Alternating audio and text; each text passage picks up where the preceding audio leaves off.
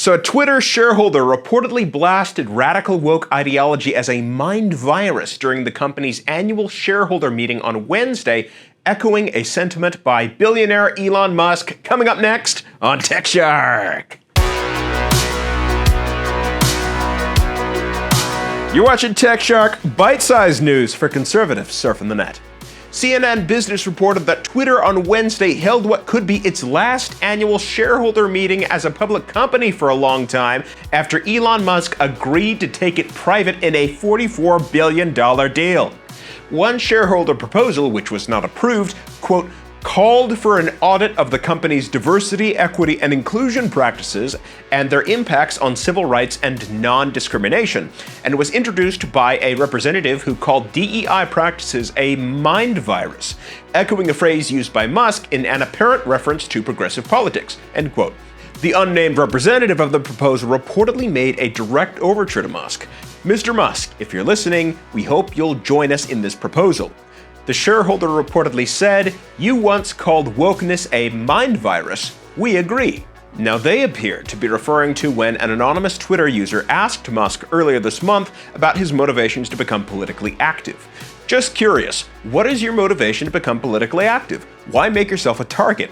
You're trying to get mankind to Mars and alert the public to the danger of AI. Why sabotage these worthwhile goals by wading into political controversy? Is it worth it? Now, Musk responded by explaining how futuristic goals for humanity are mere pipe dreams if the human race is blinded by woke ideology. Unless it is stopped, the woke mind virus will destroy civilization and humanity will never reach Mars. Now, here's the shark bite.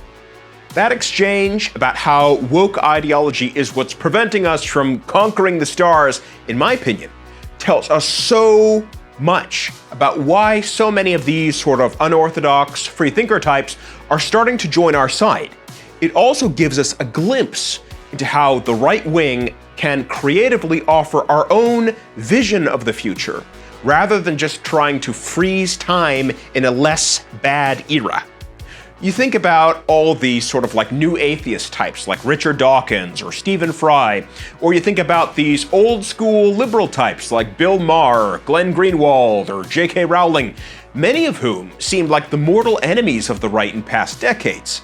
Now, for old school liberals, many of them may be noticing that the Biden presidency has so many of the same pro-war, pro-surveillance policies they disliked about George W. Bush's presidency. Only this time, the establishment has all the powers of big tech company on its side. Now, for others, the rise of trans politics actually was just a bit too unscientific for people whose whole shtick is biological truth. Bill Maher, just the other day, had a whole segment talking about how trans politics has kind of become this massive fad, experimenting with our kids. The LGBT population of America seems to be roughly doubling every generation. According to a recent Gallup poll, less than 1% of Americans born before 1946, that's Joe Biden's generation, identify that way. 2.6% of boomers do. 4.2% of Gen X, 10.5% of millennials, and 20.8% of Gen Z. Which means if we follow this trajectory, we will all be gay in 2054. And it's okay to ask questions about something that's very new and involves children. The answer can't always be that anyone from a marginalized community is automatically right, trump card, mic drop, end of discussion. Because we're literally experimenting on children. Maybe that's why Sweden and Finland have stopped giving puberty blockers to kids, because we just don't know much about the long-term effects. Although common sense should tell you that when you reverse the course of raging hormones, there's going to be problems. To a certain number of skeptics, woke ideology is just one more god, just one more religion that they don't want to be forced to believe in.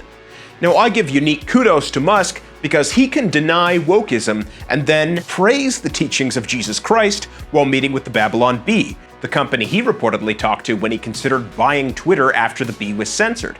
He also has been talking about the declining birth rate in the West, asking how such a wealthy society has such little desire to create the next generation. Now note, rising conservatives are still doing great to defend the unborn and fight against CRT and trans ideology and so on. I don't think lefties are joining our side because we're watering down our message. I think by contrast, they think we can offer a better future that actually cares about truth. So I think about past examples of Western Christian civilizations. England took back territory from the pagan Vikings. Spain took back territory from the Islamic Moors. Both of them then went on to expand and explore the world. While there are some conservatives who seem to kind of want to freeze time, saying, let's have liberal society from 15 years ago, with some more Hummers and NASCAR, I think we need to dream bigger. We need a more compelling vision than that. When Trump proposed creating new buildings in the classical style, new monuments to our history, and Space Force, I think he had the right mindset. Now, history is like a steam train. It's always moving, whether we like it or not. But I think guys like Musk are asking instead, what if we aimed higher? Thanks for watching TechShark, brought to you by Free Speech America and MRC-TV. Have a good week.